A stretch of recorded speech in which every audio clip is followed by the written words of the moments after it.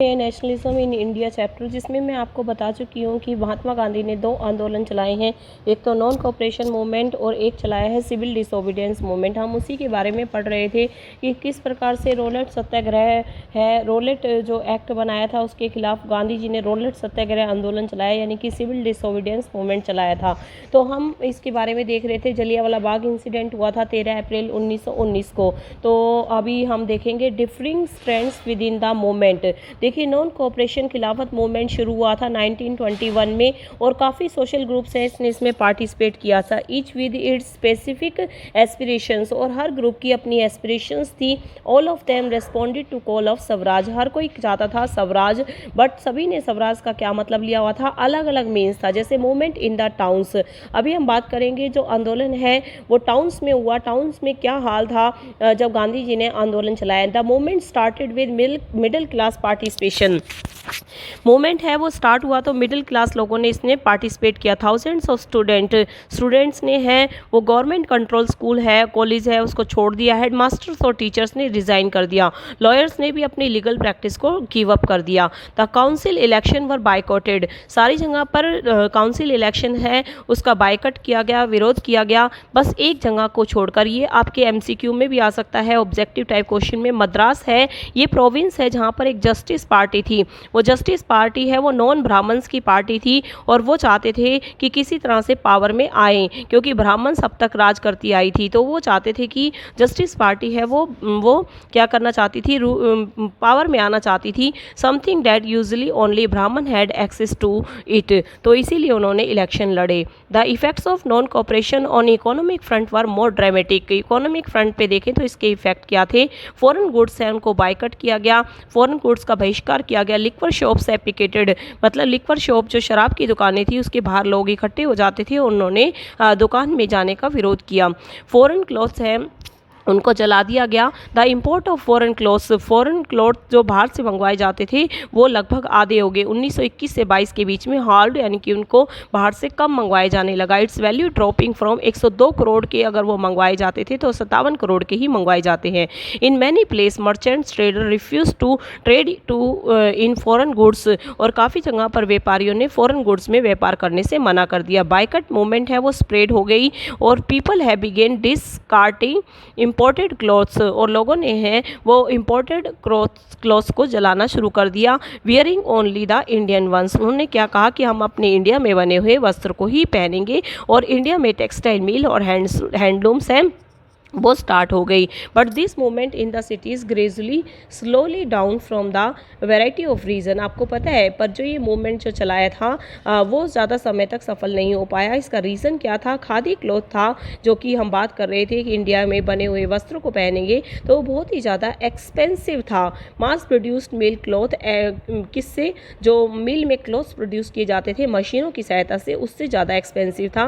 Poor people है उसको afford नहीं कर पा रहे थे। How then could they boycott mill cloth for a too long, तो कैसे वो बाइकट कर दे मिल में बने हुए क्लॉथ्स को। Similarly the boycott of British institution posed a problem, इसी तरह से ब्रिटिशर्स की बनाई हुई इंस्टीट्यूशन को बाइकट करने से भी प्रॉब्लम फेस की जा रही थी। For the movement to be successful alternative, अगर मूवमेंट को सक्सेसफुल बनाना था तो इंडियन इंस्टीट्यूशन है वो सेटअप की जानी थी। This were slow to come up, और ऐसा कर पाना बहुत कम समय में पॉसिबल नहीं था।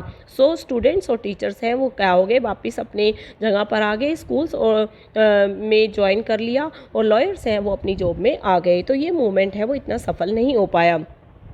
अभी तक हमने बात किया कि इस मूवमेंट का फ़र्क टाउन्स पे क्या था। अभी हम बात करेंगे rebellion in the country side, यानी कि गांव के अंदर भी रिबेल किया गया था। From the cities the non cooperation spread to the countryside, cities के साथ साथ नॉन कोऑपरेशन है वो कंट्री साइड में भी स्प्रेड हुआ। It draw into the fold the struggle of peasants and tribals, अब आप पढ़ेंगे किस प्रकार से पीजेंट्स ने और ट्राइबल्स ने डिफरेंट पार्ट्स में स्ट्रगल किया। जैसे अभी हम बात कर रहे हैं, बहुत इंपॉर्टेंट टॉपिक है, अवध के पीजेंट्स, जिसके लीडर थे बाबा रामचंद्रा, जो कि एक सन्यासी थे, जो कि क्या थे, फिजी में इससे पहले इंडेंचर्ड लेबर के रूप में काम करते थे, यानी कि बंधुआ मजदूर के रूप में।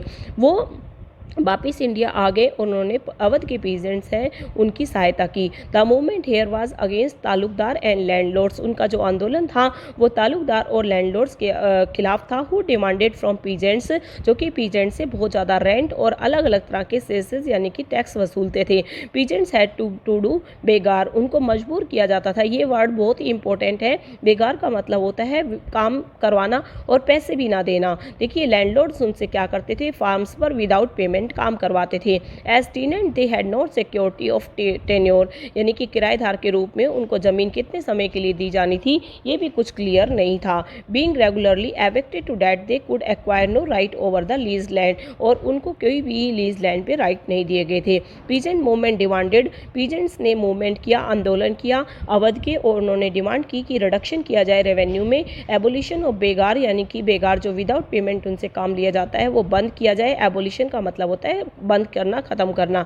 और उन्होंने क्या कहा कि जो ये ऑपरेसिव लैंडलॉर्ड्स हैं उनका सामाजिक बहिष्कार किया जाए, social land boycott of the oppressive landlords.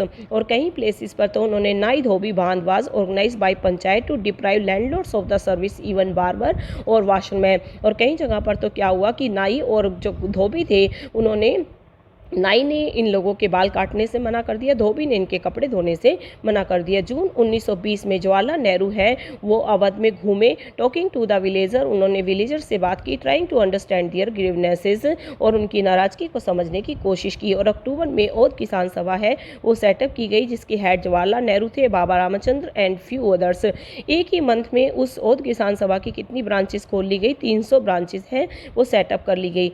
So when the non cooperation movement in the following year, the efforts of the Congress was to be integrate Awadh peasant struggle into wider struggle. Peasant movement developed in forms that Congress leadership was unhappy with it. मतलब peasants हैं जिन्होंने जिस तरह से movement चलाया, कांग्रेस के leader हैं उससे खुश नहीं थे, कांग्रेस के लीडर खुश नहीं थे।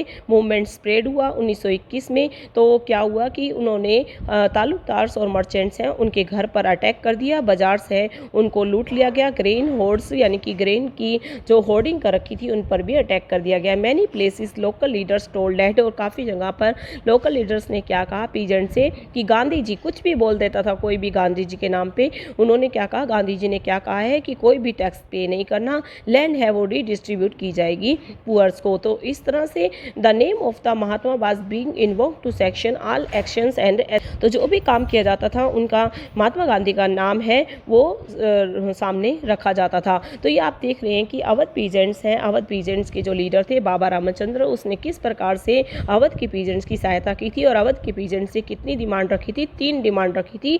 और फिर जवाहरलाल नेहरू ने औद किसान सभा का निर्माण किया, और औद किसान सभा का निर्माण करने के बाद वो 300 क्या हुआ था, 300 ब्रांच उसकी गाँव में खोली गई थी। तो अभी हम बात कर रहे थे कंट्री साइड की, कंट्री साइड में हमने बात की थी अभी अवध के पीजेंट्स की। अब हम बात करेंगे ट्राइबल पीजेंट्स की। Tribal peasants interpreted the message of Mahatma Gandhi and the idea of Swaraj. आपको पता है ट्राइबल लोगों के लिए स्वराज का अपना मीनिंग था। देखिए क्या कहना चाह रहा है, in the Gudem hills of Andhra Pradesh, Gudem hills थी जो आंध्र प्रदेश की, वहाँ पर जो हिली पीपल थे उन्होंने चलाया था गोरिल्ला मूवमेंट। गोरिल्ला मूवमेंट मतलब छुपकर वार करना, छुपकर लड़ाई करना, not form A struggle that the Congress could approve. और ये ऐसा तरीका था जिसे कांग्रेस ने अप्रूव नहीं किया था। फॉरेस्ट रीजन में क्या होता था, कॉलोनियल गवर्नमेंट ने क्या कहा कि जो भी ट्राइबल पीपल हैं वो फॉरेस्ट में नहीं जा सकते, preventing people from entering to forest to graze their cattle.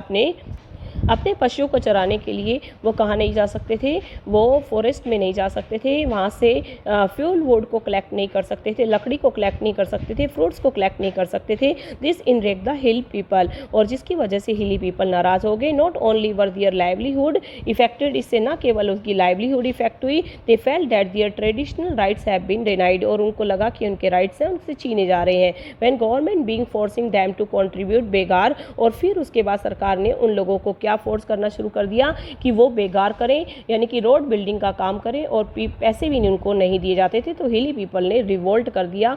The person who came to lead, और जो पर्सन इनके लीडर थे वो बहुत ही इंटरेस्टिंग फिगर थे जिनका नाम था अलूरी सीताराम राजू।